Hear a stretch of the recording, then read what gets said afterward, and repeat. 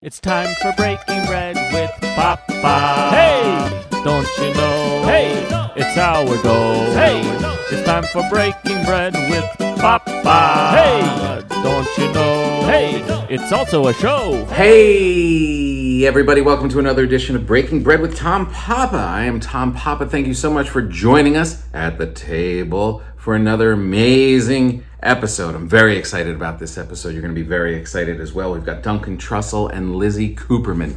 More about them in a second. We'd like to thank the good people at Freshly for sponsoring today's show. Freshly is an amazing company. If you're feeling stressed or you're tired, you just don't feel like cooking, food that's fast, that doesn't have to be fast food. Freshly offers quality meals without the hard work of prepping, cooking, and cleaning. They deliver the meals directly to your home, over 30 delicious meals to choose from, and they're always delivered fresh, never frozen, ready to heat and enjoy in just 3 minutes. They're really good. The good quality, you feel great after you eat it, and they're delicious, and it's easy, and it's a great thing to fill in those gaps between your amazing meals that you're just when you're trying to kill it. You know, how many of those can you do a week? Freshly is offering our listeners $40 off the first 2 orders when you go to freshly.com/papa. That's freshly.com/PAPA, and you will get $40 off your first 2 orders. Very excited for today's show. I love these 2 comedians so much. Duncan Trussell, a national treasure. He's just so positive and so inventive. And Lizzy Cooperman, the same, just a unique, funny, bright spot in the world. And I'm very excited about this. This is going to be so much fun. And Lizzy has this amazing story. Duncan has this amazing interview. The quick bite is with Lizzy because I read an article about how in LA we're having a peacock problem. We're having trouble with peacocks. They are running rampant through the streets, through parking lots, bothering people. And Lizzy had a peacock encounter over the pandemic. During the quarantine, there was, on her Instagram, she kept posting about this one peacock who she was interacting with. And when I say interacting, I thought she was just taking shots of the peacock, sometimes close, sometimes far away, around where she lives. I gave her a call on the Quick Bite today. Wait until you hear this story. This is an amazing story. It goes so much deeper than I thought. This was a real pandemic, soul-searching, nature battle, triumphant fight. I don't even know how to begin to explain it. You're gonna just have to listen for the quick bite. That's with Lizzy Cooperman. It is an amazing story, and she's so funny when she tells it. And Duncan Trussell, you know Duncan Trussell from his Netflix show, The Midnight Gospel, which if you haven't seen it, he's been on our show a couple of times already. I just love him so much. He's just such a positive force.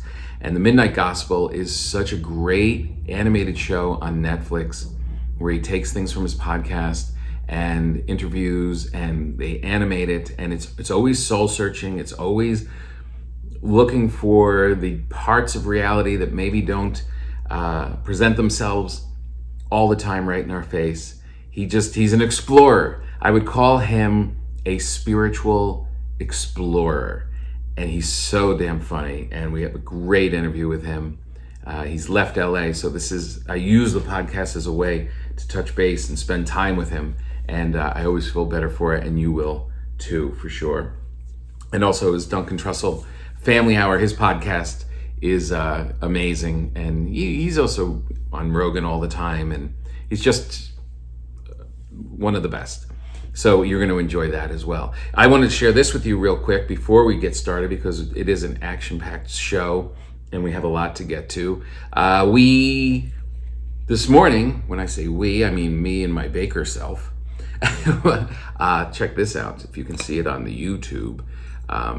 Do you listen to it, or do you watch it on the YouTube, or you do both? Here is a little reason for you to go to the YouTube. Look at that. Look at that beautiful blueberry scone that I baked for you today. Ooh, I had bought 2 containers of blueberries because I saw a recipe for blueberry muffins, Ritz-Carlton style, paraphrasing, from the New York Times, from the cooking app. And they look like these amazing blueberry muffins. And I was like, well, I should give those a shot. So when I was in the store, wasn't sure when I was going to get to it, but you have to buy a lot of blueberries and not cheap. I think they were like $8 a package. And I needed 2 of them, which actually was a little short from what that recipe was calling for. And I realized I was unprepared. It's one of those things where you're like, that sounds like a good idea. And then you realize, oh, I don't have unsalted butter. Oh, I don't have the little cups for the muffins. It just seemed like it was going to be a thing. And then what am I going to do with these blueberries? Well, more than muffins in my everyday life, I like the scone. I know our friend Kira Sultanovich and I got in a fight here on the podcast. She thinks that they're dry and terrible. I literally want to drive this to her house. It is so moist, so good, so easy. Scones are not a tough thing to pull off. Just flour, baking soda, baking powder, lemon zest, buttermilk, blueberries, of course, sugar, a little egg wash at the end. Just mix it all together dry, mix in the buttermilk and the lemon. You put it out on the counter, you mush it into a big rectangle or circle, take your knife and just chop it into triangles, and you get about 15 of them. Pop them in at 350 for 15 minutes until when you press it down, if it comes back up, you know you're in a good spot.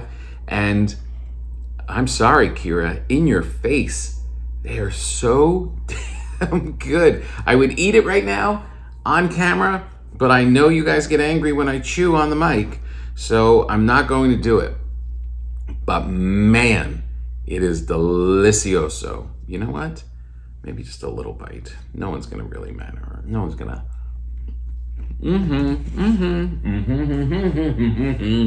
Sorry about the chewing, but holy Toledo.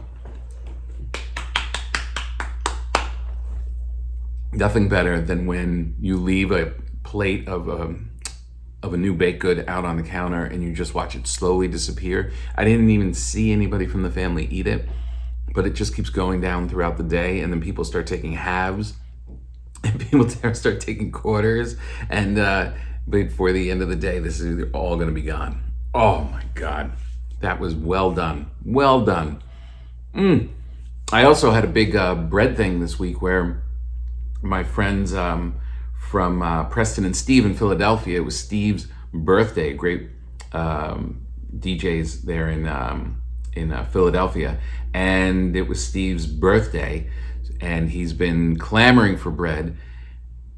Baked it, got it out, overnighted it, made it onto the show, delivered my friend some bread and some starter in a little glass mason jar. I don't think he'll ever bake bread, frankly, but it was a nice gesture.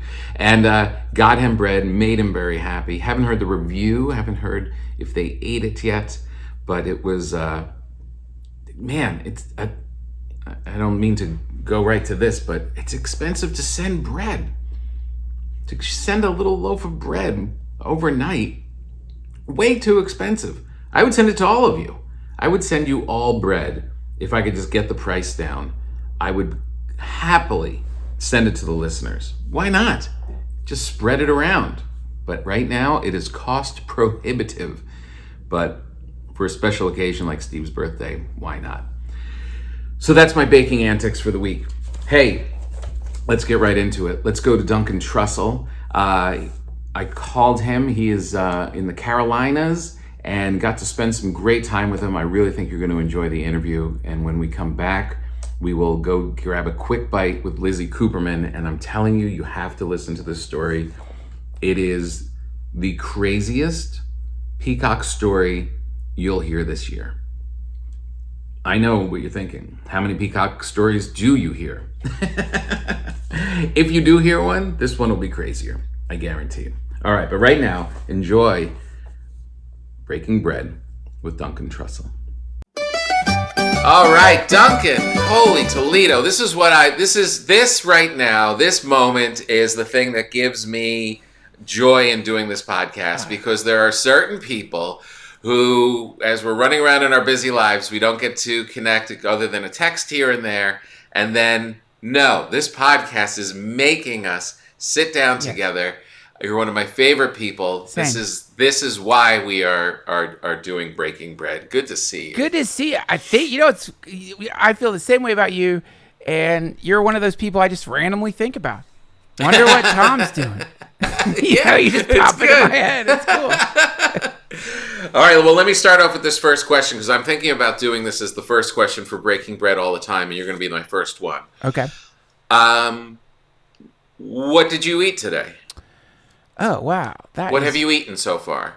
Okay, that's a great question. I ate a bagel at Brugger's Bagels, and because I was in a hurry, and I didn't do the process right. You know, there's you're supposed to ask the person behind the glass to make the bagel that you want, and not ask the cashier.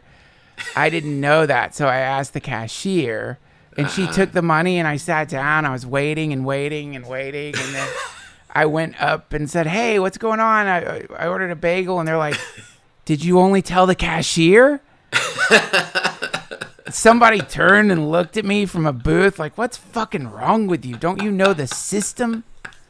That is the hardest part about going into the world right now, is that every single place has their own system, and you have to learn it from the time you open that door. You have to know exactly what their protocol is, what their plans are, and it almost makes you just want to stay at home and pop an Eggo in the toaster. Oh God, yes. Yeah, it just makes me feel embarrassed. Like, I'd lost my keys. That today I lost them. I found them, but that on top of that, and I start thinking like, am I all right? I didn't know the Brugger's Bagels process. I know. You literally turn into a third grader getting yelled at by everyone in the world. Like, when you're that size, everyone's bigger. Everyone's just telling you how dumb you are. And it's still, at this age, you have those days when you leave the house. You're back to that kid getting yelled at by everybody. Thank you for opening up a Pandora's box of hellish memories that up until you said that I had successfully suppressed. Now I'm remembering the anxiety. I'm remembering, like, you get done with the playground and there's a water fountain and you're thirsty. But I remember that the teacher would pull the nozzle. You wouldn't even be allowed to touch it. And then she would count 1, 2, 3, scat. And you would have to, it ended with a scat. And you couldn't, no matter how thirsty you were, you couldn't keep drinking. You're like some kind of POW. Your little tongue just trying to get one more drop on the way out. Oh, it's so hard being a person. All right, so the Brugger's Bagels. When you went back and corrected it, what did they do? Did you get cream cheese on it? Did you go butter? No, I went lunch bagel. I went brisket, cheese, not good for you bagel. It was not good. It was so good. It tasted so good, but it was, definitely not what I should be eating. That's a good one, though. It was really good. And is that all you've eaten today? Let me think. Let's see. Yeah, that's all I've eaten today. I skipped breakfast. Do you start off with coffee? I do. Does that count as eating? No, but it is one of my joys. Same. Yeah, I love coffee so much. You do the chameleon cold brew? No. Don't.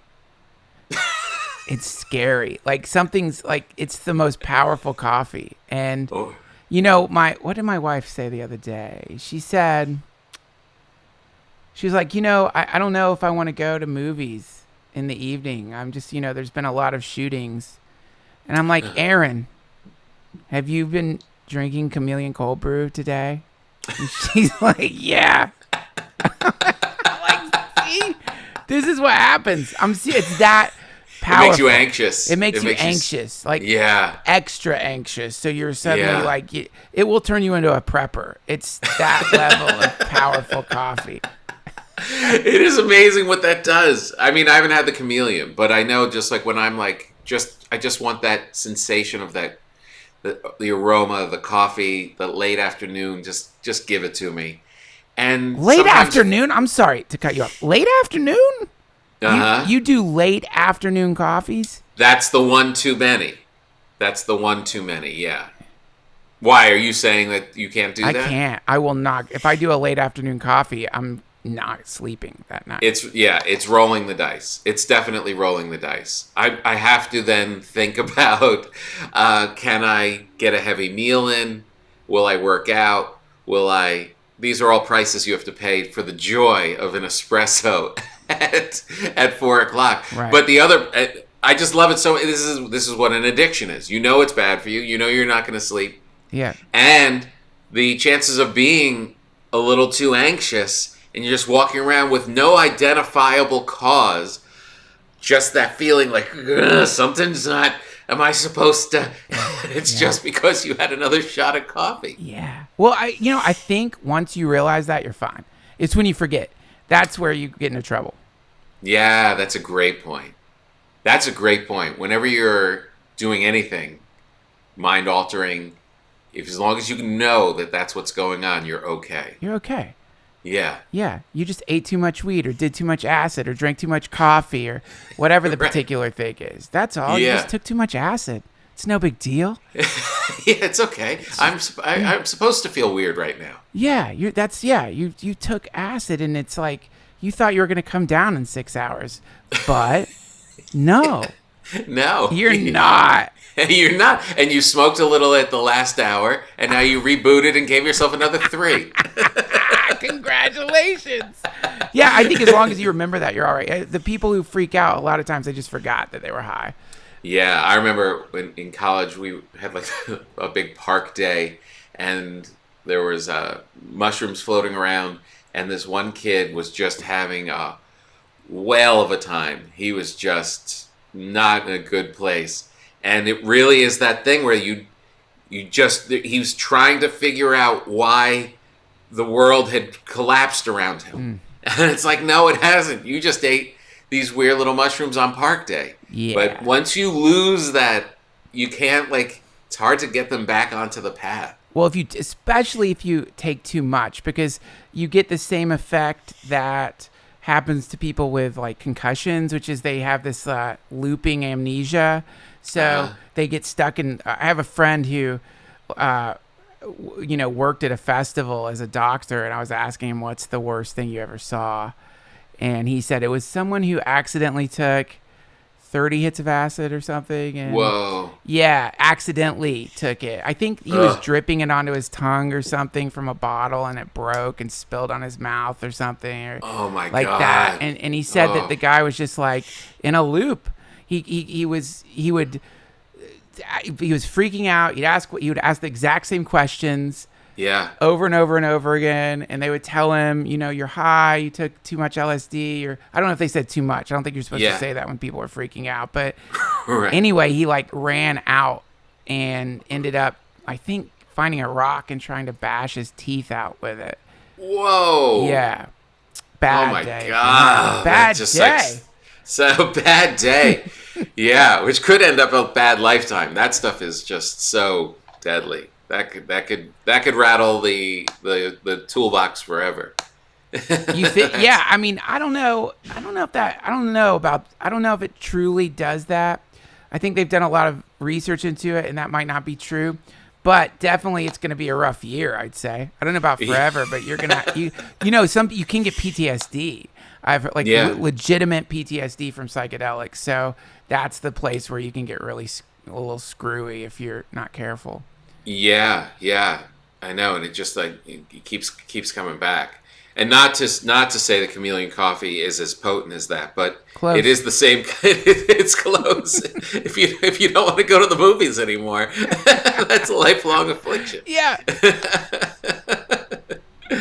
So that was good. So how has your life been? Your little boy is amazing. Thanks. You sent me that a little shot of him getting the sink bath. Yeah. It brought back so many memories. I love that and so you'll see, like, as you go through, there's just so much on a daily basis in raising them that you end up with like just vague memories of stuff until you see things like that. And you sent me that beautiful shot of him getting a bath in the sink, and it just brought back all the flood of having the girls when they were that little that they could fit in a sink and have a whole party. Oh my God, you are in a good spot. Yeah. Yes, I'm in a good spot. I'm really loving being a dad, and I'm loving being up in the mountains with the kids, and and you know what's cool up here is that the mask mandate has been lifted, so no one's wearing masks anymore. The rates are hardly anyone has it out here right now, and so it's really cool and really so great. Yeah, it's amazing to go into a place and no one's wearing masks, and I'm vaccinated, so it's it's just it's cool. Freedom. And we just took our 2-year-old to a gymnastics class, and this is like one of the first things like that he's done in 16 months. Whoa. And so that's a kind of bittersweet thing, because you're like, damn, you lost a year of this sort of thing, but look, you get to do it now, and we're realizing like, oh wow, we just signed him up for soccer. We're realizing, oh my God, we could be around people again. Yeah, you forget that all those little elements, like you thought about like career stuff or like the big things of seeing your family, whatever, but it's all that little minutia that was causing everybody to kind of unravel. It's like really like all those little extras of just running into people on the street and all that little tiny stuff that was just part of the cacophony of life. Yeah. That was really, well, we're supposed to be, it feels pretty open here now. And June 15th is supposed to be, then you're back to walking into the grocery stores without masks and stuff. Great. You're going to love it. Isn't that, I mean, not to be super cheesy, but isn't that, there's something wonderful about realizing how much you were taking everything for granted, and realizing like everything you could, at least, grocery stores, who wants to go to a grocery store anyway? But being in one now without this stupid thing on your face, and so great. Yeah, it's pretty cool. God. Well, this was something that was on my mind because I was talking about it with my producer Joe, and we were talking about how there's a segment of people that are coming out and they're more grateful. They saw what we lost, and they're cherishing these little moments. Like you said, even going to the store is like almost like a religious experience. Yeah. It's just like this. You're just having appreciation for the world and how it's slipped away. And then there's all these other people, and we keep seeing daily clips of people in stadiums watching basketball and baseball, punching each other in the face, running across the court in the middle of the game. There's people in airports, they don't want to serve alcohol because the people are just... There's another segment of the population who I think lost it a little bit, don't you? Oh, yeah. Well, it's I think what we're seeing is an emergent philosophical movement that is at its heart a bizarre new form of nihilism. And it's a group of people that have deconstructed everything to be not true. They don't believe anything. So they don't believe the vaccine is real. They don't believe the pandemic was real. They don't believe the election was real. So many of them don't believe the earth is round. That anything that's generally embraced by the collective, they reject as being some form of lie told to us by the elite. And so it's a really interesting, it's a philosophy. It's nihilism is a fascinating philosophy. But I've just never seen it like at this level. And I don't know that these people necessarily refer to themselves as nihilists necessarily, but it seems like that at its base, they've managed to deconstruct everything into kind of meaninglessness that has left them confused and aggressive.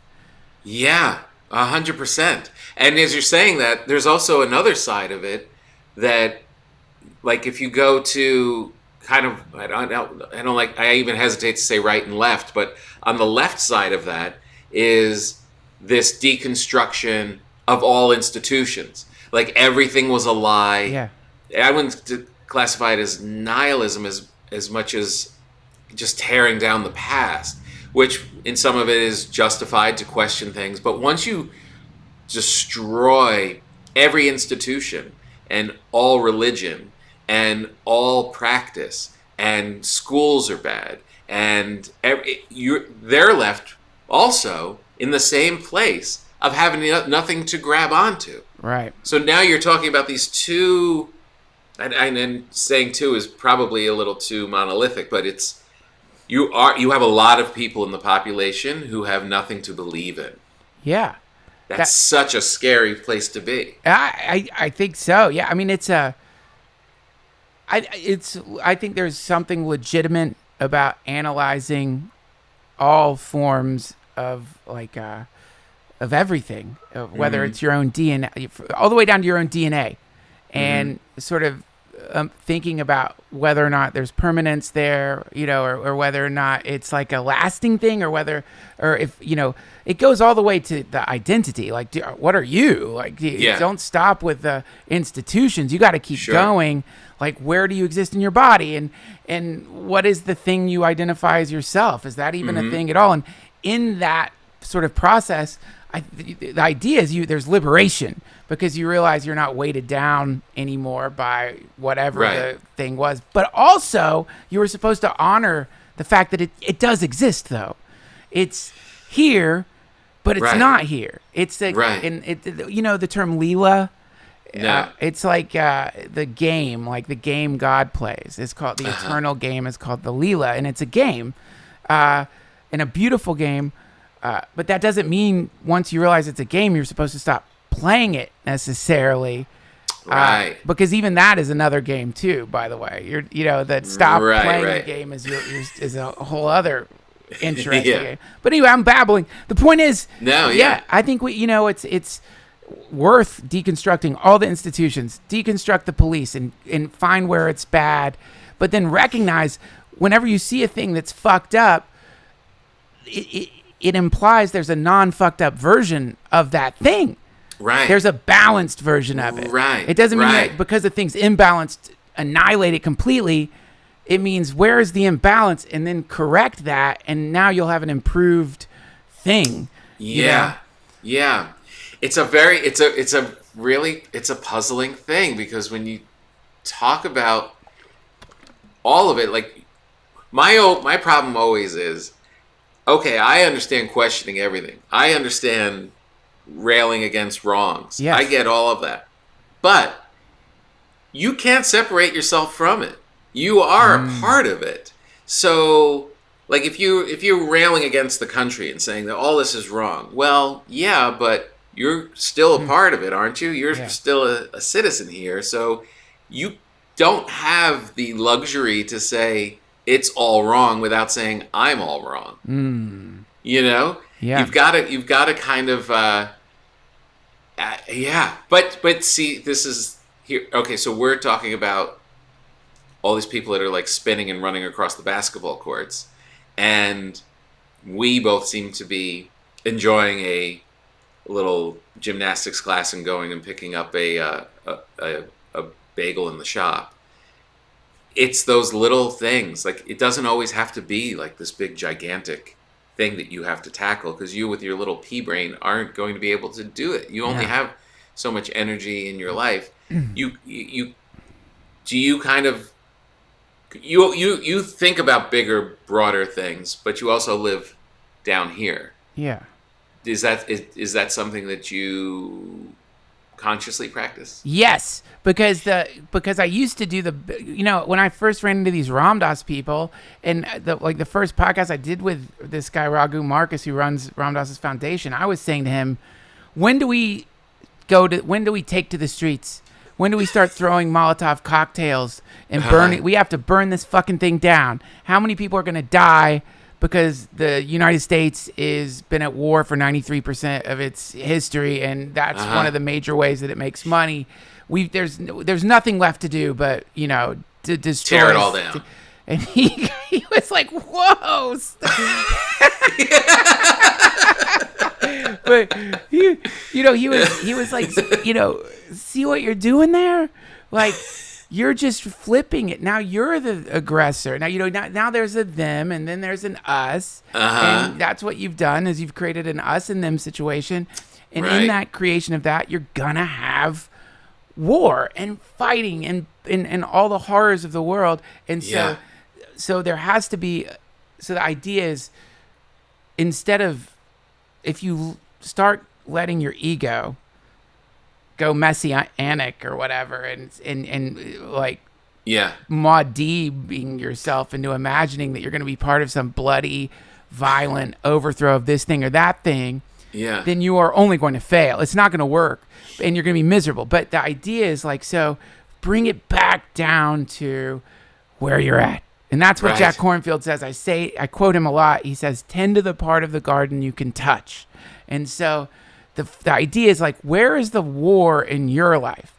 Like, where are you in some rotten war? Even if it's a cold war, where are you not being honest? Where are you not connecting with your community? Where is the war in you? And so that's where you start. The idea is like, we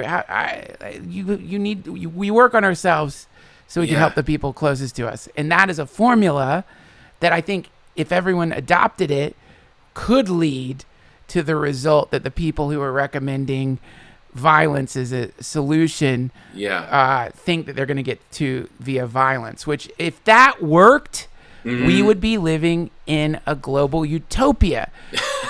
I know, exactly. It doesn't work. I know, it doesn't work. You can't get everybody in the world to meditate. No, but that is like I do. No, wait, I'm sorry. I meant if war worked as a solution. Oh, if war worked. Then we would be in a global utopia by now because the history of humanity for the last many thousands of years has been war. And all that it's resulted in is division and more problems. And, so that's what I'm saying is like that didn't work. We already tried it. That process doesn't work. Time to try something new. Right. And I agree with you, though. You're not going to get everyone to meditate. That's for sure. You can barely. Yeah, no, that's what I thought you were. That's where I thought when I heard utopia. That's what I was thinking. If you did have everybody tend to the part of the garden that they could touch, that's reflection. That is meditation. That is smallness. If everybody was just doing that, you'd be in a good spot. But it's all outward. It's very little in of what my problem is. Like when you saw these people like running around the Capitol and like any kind of like outrage, in Portland, whatever it was, it's always out. It's always them. It's always it's always when I see like those angry 65-year-old guys with a dirty T-shirt and they just want to fight somebody. I know where that's coming from. It's not. It's coming from their own fear, their own mortality. Yeah. They're feeling this foundation that they had all this years starting to shake. And what are you going to do with that? A lot of times you just look for someone to punch in the nose. Yeah. That's it. Yeah. Some people just love doing that. Some people love to fight. They love it. They go out on the weekend and they're hoping to get in a fight. Like that's like how they blow off steam. I know. Fucked up. I know. I had a moment yesterday at the airport. I was picking my daughter up at the airport, and I know everyone's on edge and whatever. But anyway, it's one of those you just got to pull up. You got to time it right for when you pull up, when they're coming out, because they don't let you hang there, and you pick your friend up and you go. So I pull over, and she's there. She's got huge bags. I've got kids. I've got her. I've got the whole thing.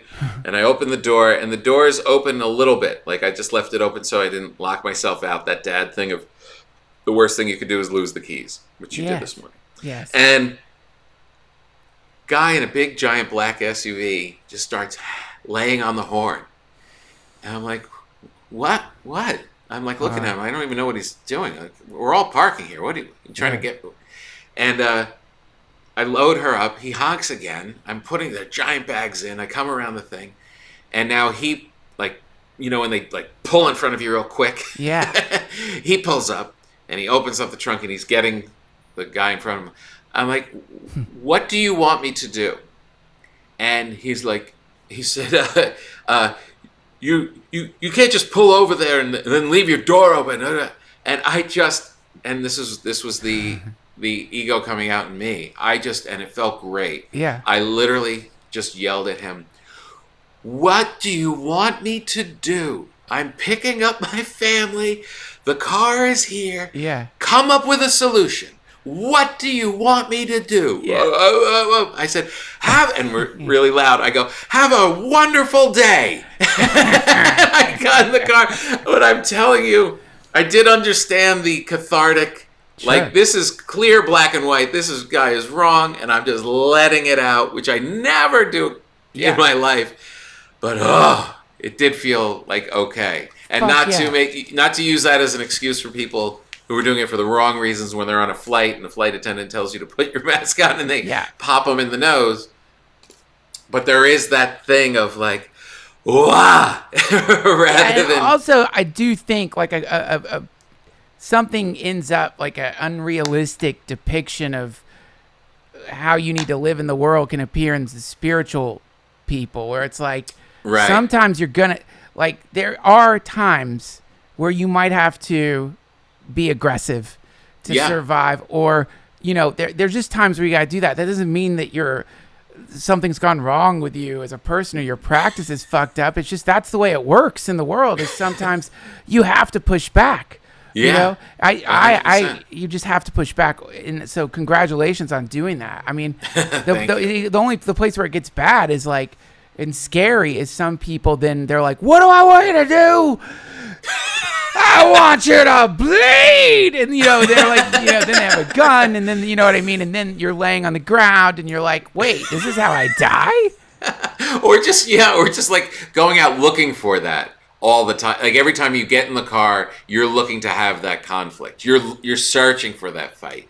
And if you are, guess you're going to find it. Hey, you are absolutely going to find it. Do you know, I have a story. Can I tell you a quick story that I read in a spiritual book?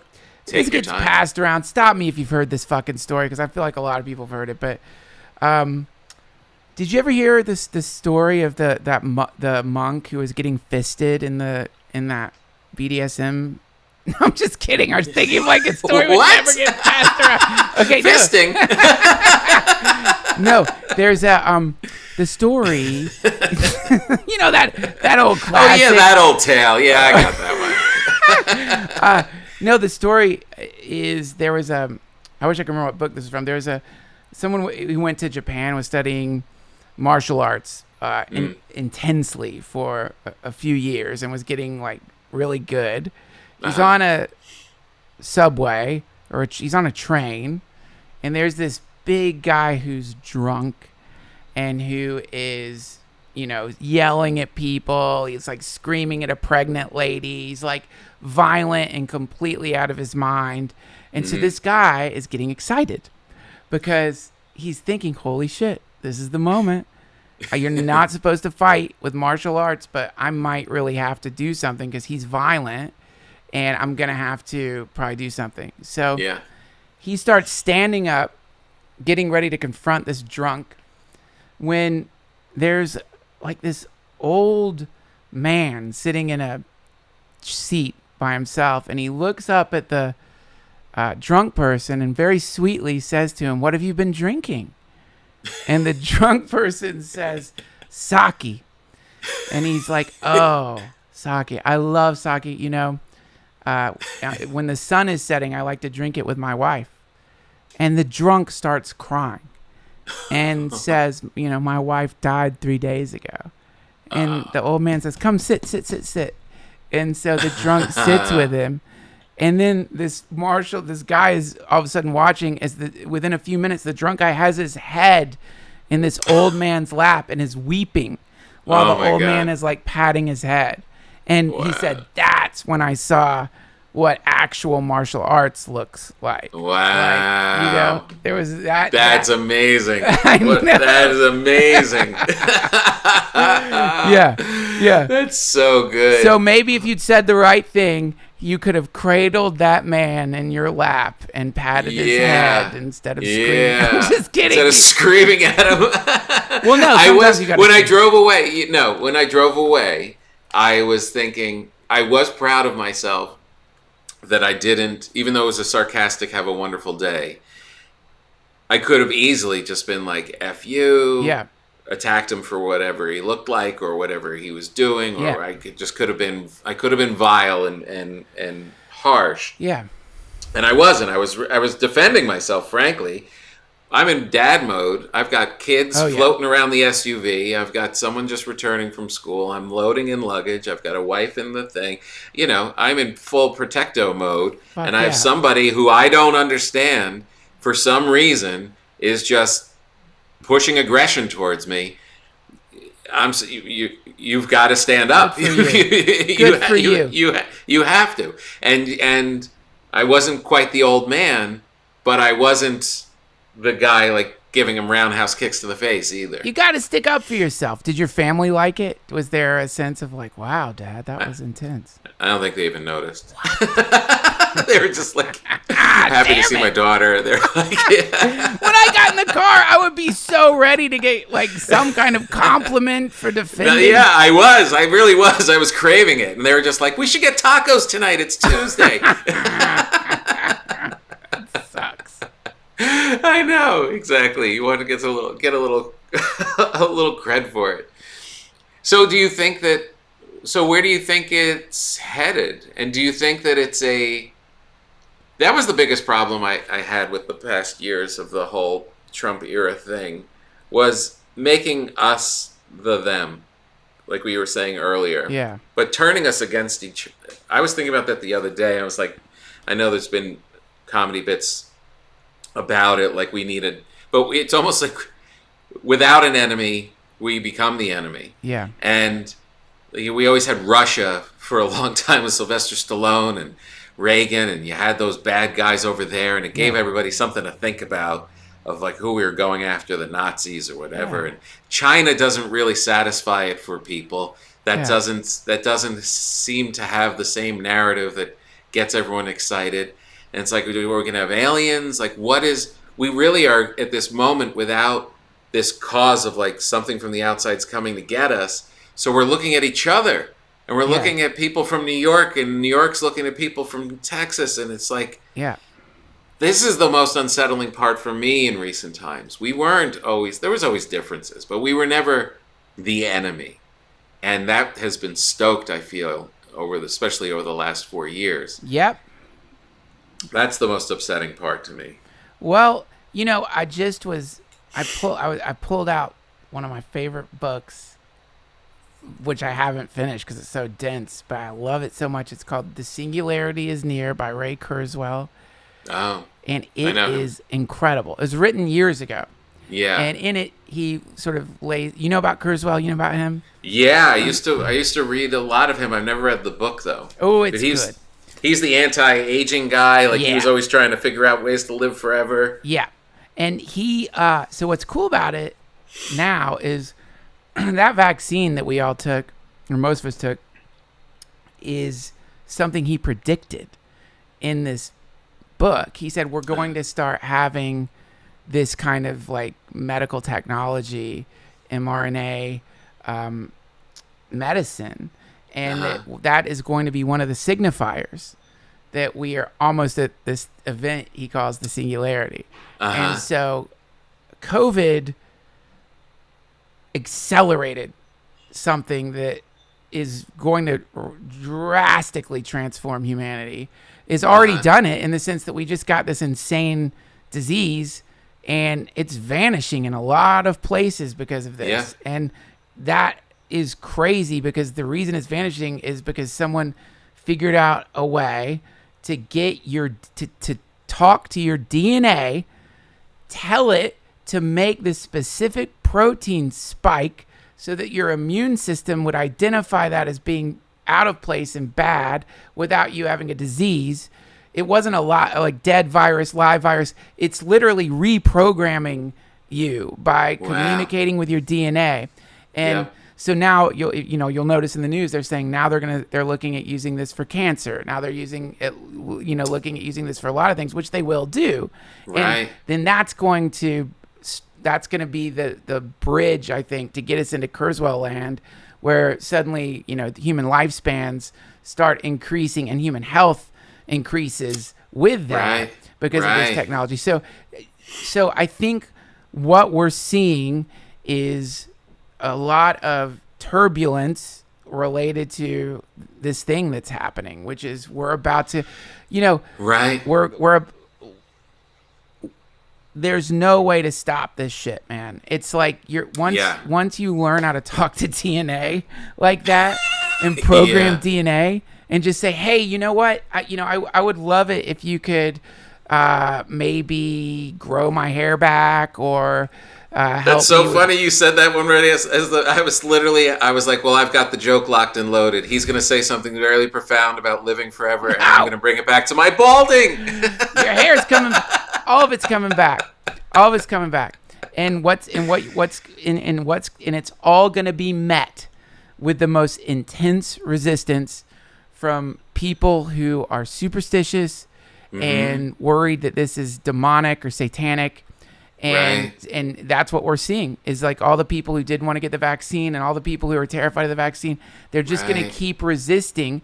And while they resist, people who aren't afraid are going to start getting a little smarter, a little healthier, a little more advanced, merging with technology a little bit more.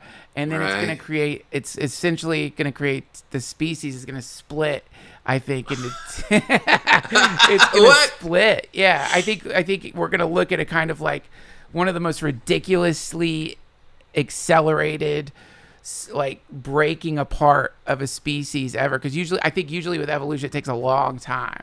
But because you have to wait for mutation, natural selection to happen. But in this case, we'll be engineering ourselves. This is what Kurzweil says, by the way. I mean, I'm just parroting him.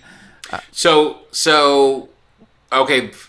The most pressing question is: will we live long enough to participate and get some of the benefits? Oh yeah, if you're alive. I mean, yes, you are. Like we're getting some of the benefits now, but will we be getting? Are we going to stick around for a lot longer as a result of it? Yeah, I mean, yes, I would. I mean, well, what Kurzweil was saying is, I think he's trying to stay alive. I think if we can make it another 10 or 20 years, I think we have a shot at probably living a much longer life. And also, the stuff with the UFOs right now is really interesting in the sense that we have this technology that is terrestrial now. I don't know where it came from, but we have some kind of Earth-based technology that is defying the way we understand how propulsion works. And so, that's really exciting. I don't care. Everyone's like, it's aliens. I don't care if it's aliens. Holy fuck. We've got these things that are going so fast, going under the ocean, traveling through the ocean at this insane speed. Yeah. It doesn't matter what it is. It's here. And so I think we can expect to start seeing more and more things like that as we get closer to this event. And it's almost like these things are too big for it to be the lead story. Because I kept walking around, I keep saying to my daughters, like, why isn't this the only thing we're talking about? That there's some kind of alien whatever floating over the oceans. And it's almost like what you're saying, like the resistance. It's like your brain can't allow this to really be real. You gotta just kind of, until it comes and really hits you over the head, it's like, but no. It's too much. It's just too much for our little monkey brains. That's right. Yeah, well, I think that's why it's good to just stay grounded. I mean, all that stuff is fun to think about. Truth of the matter is, this is what I realized, is like if aliens reveal themselves or whatever, how long before you're just sick of them? Like, seriously, how long? Like a year before it's like, who gives a fuck? He's giving another appearance. Yeah, you don't care. It's like that's what's cool about humans is we just get used to stuff. So Yeah. there might be a couple of years where maybe the New Agers are right. We get invited into the galactic, society because we managed to and all this COVID shit was just some kind of like global plan, stop the wars. Their stupid condition is that most wars have to stop before they reveal themselves to us. We've kind of pulled it off. We got out of Afghanistan. We stopped most of the wars. Here and there's like flare-ups, but compared to what we've been doing, it's pretty great. They're going to show up. Wow, there's a galactic civilization. We know how to do wormholes. You want to go to another planet? Great, we can get you there. And then like within a couple of years, you're still going to be telling someone, have a nice day, maybe on another planet, but it's honking a different fucking thing. You know what I mean? But we'll still go back to the same way, no matter what. You go through a giant wormhole and they'll be like looking at you. Really? You just talked to the cashier? Exactly. No, you got to go to the Norslex device and flip it up 3 times. Then you'll get the splonk. All right, I know what I'm doing. I know. can do things. Yeah, exactly. And we're going to irritate them. They're going to, oh boy, another fucking planet got into the galactic count. Oh, great. Right. They act like it's theirs. They just got here. Yeah. Exactly, yeah. Oh, that's so great. Oh, this is why I love always talking to you. What was who's the garden guy? What was that? That's Jack Cornfield. He's a Buddhist teacher. Cornfield. He teaches mindfulness. You know what? There's a place called Inside LA that his wife Trudy Goodman runs. It's a wonderful place where they teach mindfulness, and they're just wonderful people. Really, nice, great. Well, people. that's good. So, when dinner rolls around tonight, who's making it? Or is anyone making it? We're going out to eat. We're gonna have a date night. So I'm not sure where we're gonna go yet, but yeah, because our kid's grandma's gonna be at the house, so to take care of them. So I'm not really sure where we're gonna go. I think my wife wants to get a drink though, because she texted me that she wants to get a drink. I don't know why I'm looking at my phone. It's summer. It's cocktail time. Yeah, she wants a spritzer. So I think we're going to go find spritzers. That's where we're at. That's it. That's the part of the garden you can touch. The spritzers. Oh man, you're the best. You're the best. Well, great seeing you. I hope my tour brings me somewhere near you. It'd be good to sit and have spritzers together in person. Yeah, just great. Let me know. I'll meet you halfway. I'd love to see you in person. Right. So yeah, let me know if you end up in the South anywhere. Yeah, all right. You're the best. You're the best. Thank you for having me on. Oh, thank you so much. See you soon. See you soon. There you go, the great Duncan Trussell, everybody. I hope you enjoyed that interview. I told you he's a joy. Don't you feel better? Just positivity all the time. Look, dinner time can be chaotic, but with Freshly, it's easy. Their chefs take care of the meals a few nights a week and take the pressure off of you. Freshly offers chef-made, nutrient-packed, delicious meals delivered fresh to your door, no cooking required. Don't have to go to the store, don't have to cook. You just have to heat up what the good people at Freshly send you. Ordering is easy. You visit freshly.com and you choose over 30 delicious, satisfying, better-for-you meals like steak peppercorn, sausage baked penne, and their chicken pesto bowl. My favorite is the home-style chicken. It is delicious. And listen, I'm about enjoying all meals. And you have all those amazing, great, giant meals that you make. If you go out and you try and make these big things and those big events, right? And not every meal is going to be that. Why should you suffer your quality and eat something bad for you in between those big epic moments? It should be delicious, it should be easy, and you should feel better when you're done eating it. And I promise you, my dear friends, that is what Freshly gives you. It fit your lifestyle with a variety of plans and meals to pick from that work for your dietary needs, preferences, tastes, and family size. And now, our listeners can try Freshly for just $6.16 per meal. Stop searching the internet for healthy food near me every night and start living freshly. $6.16 per meal. You get them all delivered. They're there. They're waiting for you in the refrigerator. You pop them in. They're never frozen. $6.16. Every time I go onto an app for food and get a delivery, it's like $50. It's insanely expensive. And you feel like garbage afterwards. $6.16. Your meals are always delivered fresh, never frozen, ready to heat and enjoy in just 3 minutes. With new meals added each week, Freshly brings the convenience of chef-made, nutritionist-designed classics to your kitchen. And right now, they're offering our listeners $40 off your first 2 orders when you go to freshly.com/papa. It's all about planning ahead, kids, and you end up saving money and time. Stop stressing about dinner. Go to freshly.com/papa, P-A-P-A, for $40 off your first 2 orders. Freshly.com/papa, P-A-P-A. Thank you to our good friends at Freshly. I'm so glad I found this company. I'm so glad they're aboard Breaking Bread. Okay, now, all right, the moment we've all been waiting for. This is so great. This is epic. You're going to love this, not only because it's hilarious, but because it's going to be a story that you are going to learn a lot about, the crazy world of Los Angeles and peacocks. Please sit back and listen to my quick bite with Lizzy Cooperman. Lizzy, Hi. how are you? I mean, everything's skyrocketing over here. I've done my laundry. Nice work. I tried a new coconut creamer in my coffee this morning. That was great. How did that go? It was really good. I'm just like, there's got to be more out there than almond milk.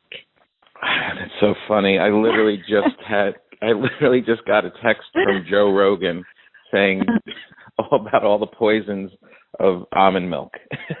Really? Yeah, he's on an anti-almond milk campaign. Personally, I don't think he's doing it publicly. He's just trying to take away my wild. one joy. Well, so you use it? Yeah, well, I don't like using regular milk. So right. I mean, whatever you got, oat milk. What's this coconut concoction you're working on? It's really good. The other day at the coffee shop, I thought, is this almond milk doing anything? Or is it just, kind of like opaque water? Oh, this has almond creamer in it. It's lactose-free coconut and almond creamer, vanilla flavor. Uh-huh. It might add a few calories to your daily count, but Sure. For me, it was worth it. I know. I always feel like almond milk is just making things wet. Yes. It's like you can't have a bowl of cereal just on its own. You're not going to use milk, but I probably could use water. Right. If I'm using almond milk. That's so funny. Well, I miss you. I haven't spoken to you in a while. I know. It's been a while. What's new with you?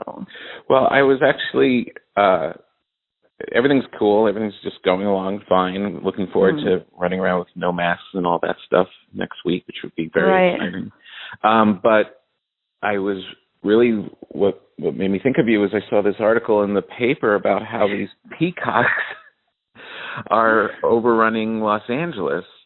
And I know you were in a long-term relationship with a peacock. Tom, I named a peacock. I had a peacock in my life every single day during the pandemic.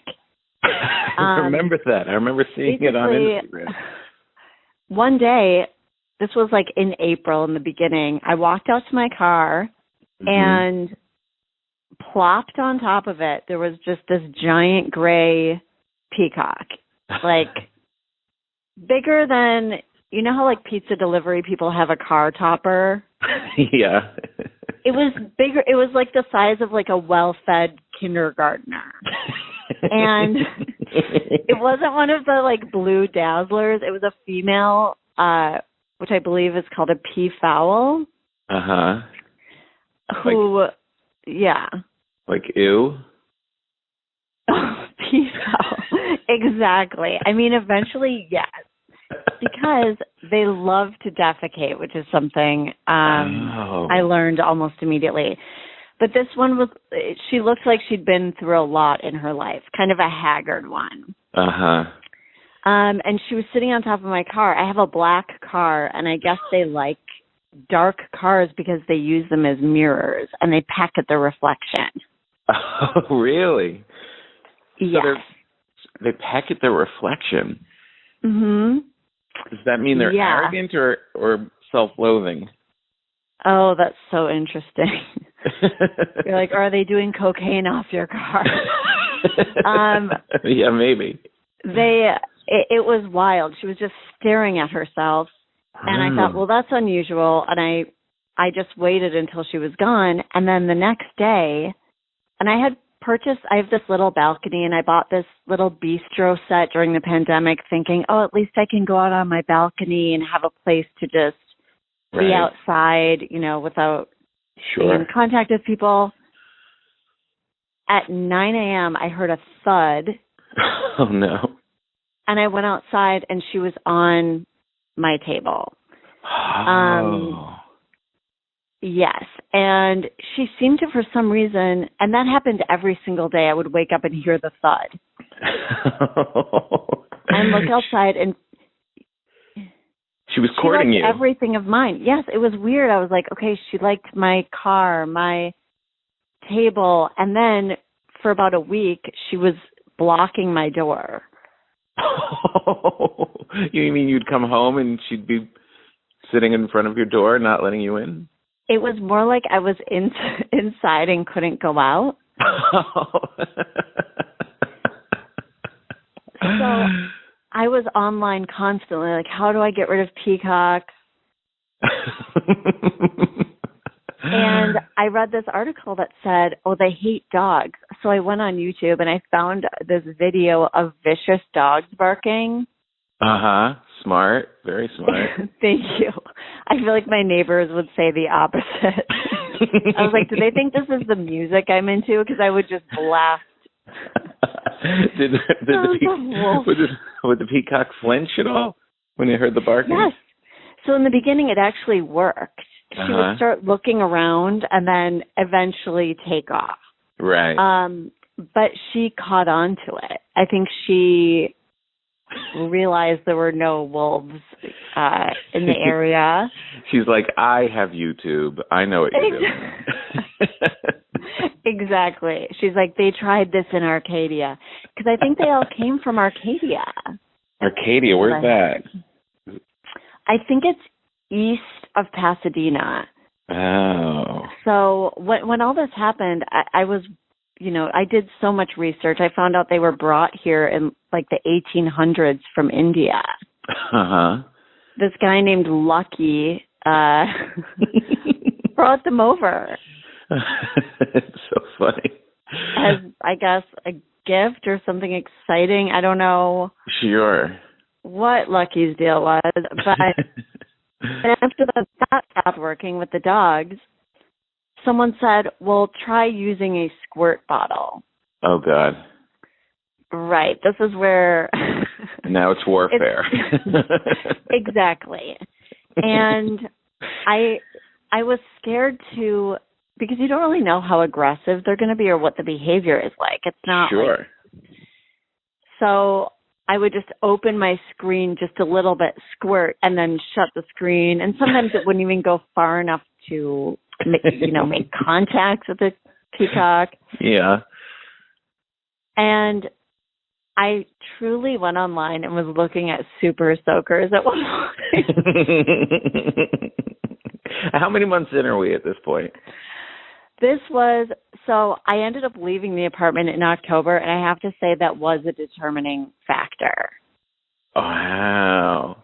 In October, and then, so we're talking from So it was March, every day. March, every day from March From April to October, yeah. Wow. Every single day, and it made a huge mess on my balcony. There were these winding gray sculptures of feces. It was a nightmare, and they scream like someone being tortured, but in like this operatic voice. in vibrato. Oh my God. That's just their call? That's just how Tom, I'm actually like reliving it right now. I'm so sorry. I didn't know. No, I love it. It was such a unique thing, and I had to talk to my therapist about it. He was saying, well, what do you think the peacock represents in your life? And because it's just, and then at one point I realized this is the only company I have. Right. And the peacock, I mean, not to take the peacock side by any means, but maybe in the isolation of the pandemic and not seeing people, the peacock was like, that's my people. Right. No, absolutely. And what's interesting too is I went from loving it to hating it. Like I just vacillated between these two extremes constantly. I would say hello and then I would almost break down. Like I can't even leave. You know, it was the stress of the pandemic. Oh my God. Was just exacerbated by feeling trapped by this bird. And that it was kind of controlling my life for a while. And you know, I was building a credenza at the time, like, and so I ended up naming her Credenza. And then eventually I ended up leaving the apartment. I escaped to New Mexico during the pandemic. Really? Yeah, my lease was up and I couldn't think of anywhere else that I could think of that made me feel excited. And I love New Mexico. So I was like, I'll just put my stuff into storage and drive and stay in an Airbnb. So I ended up living in this little studio above a reflective jewelry shop for like 3 months. Oh, wow. But the day that I was about to leave for this 12-hour drive, I went out to my car and she was standing right at the driver's side. No. Right at the door. I could not even believe it. I thought she knows. Like she sensed. Yeah. She sees you packing. Yeah. She looked in the window. Yeah. She looked in the window. She saw your search history for Airbnbs in New Mexico. That is so funny. I mean, it was just such a crazy. It was a roller coaster with her in a way. And what's weird is I ran into one of my neighbors, you know, down by our parking area.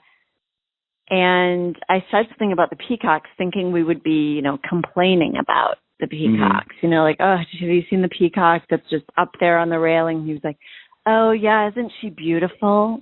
And I thought, okay, so I can't, like, complain to this guy. Yeah.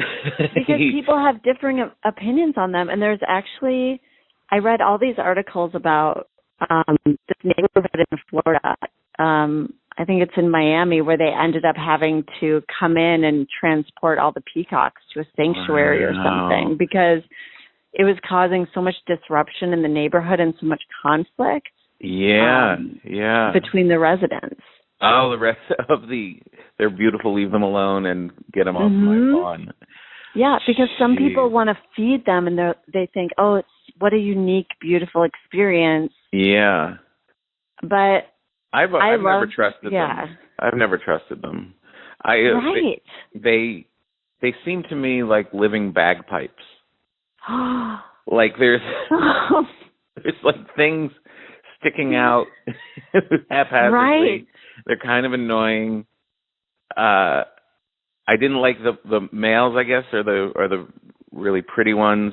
A little. They kind of you got the feeling like they thought they were too pretty. Right. Yes, they definitely. So we had a few blue stragglers on my street as well. And yeah, they definitely strut, and you get the sense that they would happily just whack you with their fan. Right. Now, if this was a movie, you would be in New Mexico on top of the jewelry shop in your studio apartment and just hear, whoa! Tom, I'm not kidding you. Yesterday when you said, oh, I'm going to call you, I could have sworn I heard a peacock sound in my neighborhood. It was like they just. Well, there's a lot of them now. That's apparently it's becoming a bit of a thing here in Los Angeles. Okay, just another thing. I call it animal control. Uh-huh. I mean, I really was like, it just felt like at certain points a huge disruption. Sure. And they were saying, well, what do you want us to do about it? There's nothing we can do. It's a bird, Mm-hmm. I think they recommended the water bottle and stuff like that. And then someone at Animal Control said, well, you should call 911. Oh. And I did call 911, and they were actually pretty receptive and understanding, but they said, how do you think it's going to look if we come over there with a hose? Pretty great. Yes, I agree. Jeez. So now you've settled back in LA. Now I'm back in LA. Are you constantly looking over your shoulder? I mean, yesterday when I heard that noise, I was thinking, I haven't seen the last of them. It's exactly like how you said the movie would end. It's exactly that. Because they're moving. I feel like COVID also changed a lot of migration patterns because the streets were so empty for a while. Mm-hmm. Like I remember reading stories about, alligators turning up on mini golf courses. Yeah. Taking up the empty bar stools. Yes. Exactly. They love trivia. Night. I just feel like they're going to keep moving west. You're right. Wow. There's nothing unless, then I was reading an article where they were saying, well, we're going to have to learn to coexist with them. Uh-oh. And I guess my question is why? You know what my question is? Did a peacock write that article?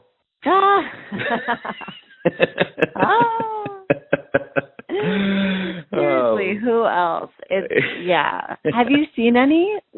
I haven't. I only saw them. I haven't seen any out in the wild of the San Fernando Valley.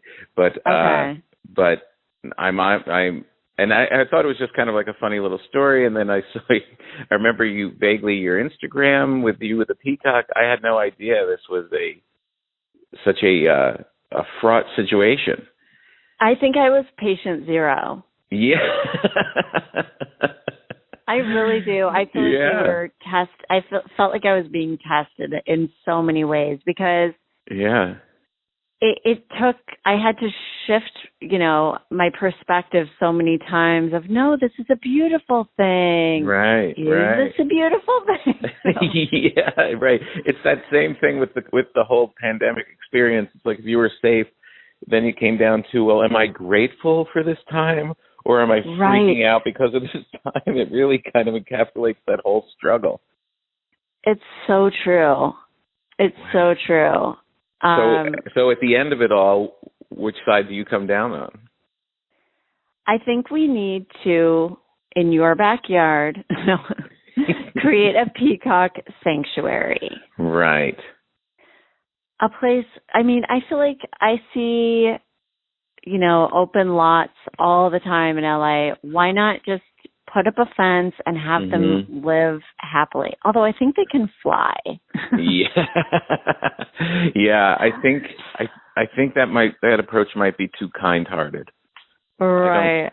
I think we're in the beginning of a war. I think we might be too. And the other thing is, one theory that I had was that maybe because there were some trees across the fence from me, she had a nest in one of the trees and was watching the nest. Uh-huh. And kind of using my Wayfair brand bistro table as a lookout point. Right. That I ended up having to give away because it was destroyed. Oh my God. By her bodily function. Disgusting. At the very least, I think we should monetize this situation and write a Alfred Hitchcock type movie and just call it Bird rather than The Bird. Oh my God, I love that. I thought you were going to say we should monetize this and put these birds on Cameo. I'm sure they have an account. I love that. Just Bird. That's incredible. Bird. Well, Lizzy, thank you so much. This was so much deeper than I thought it was going to be. I was just excited to say hello to you, but this is epic. I can't even believe it happened, and it feels good to express it because I obviously still have some pent up feelings. Right? Yeah. And if they hear this podcast and you look out your window and you see them, call me. Don't call 911. Call me. I'm going to for sure. All right. For sure. Thanks, Tom. You're the best. You are. See you soon. Okay. Bye. I told you it was a great story. Do tell me you're not going to rewind and listen to that a couple of times. Thank you to Lizzy for sharing that story. Thank you to Duncan Trussell for being on board. Thank you to our good friends at freshly.com for sponsoring today's program. You guys are the best. Make sure that you go to wherever you listen to this podcast. Make sure you subscribe. Make sure you don't miss out on all these great episodes and all of these and great conversations and podcasts. And listen, we are going to be expanding a little bit. We are going to be including more recipes. I'm going to put up the scone recipe from this week's episode, give you a little more content that way. And make sure you like and subscribe. Make sure you tell your friends. Make sure you give us lots of stars. Reviews always help to spread the word. And we'll be back next week with another episode of Breaking Bread with Tom Papa. You guys are the best. You're doing great.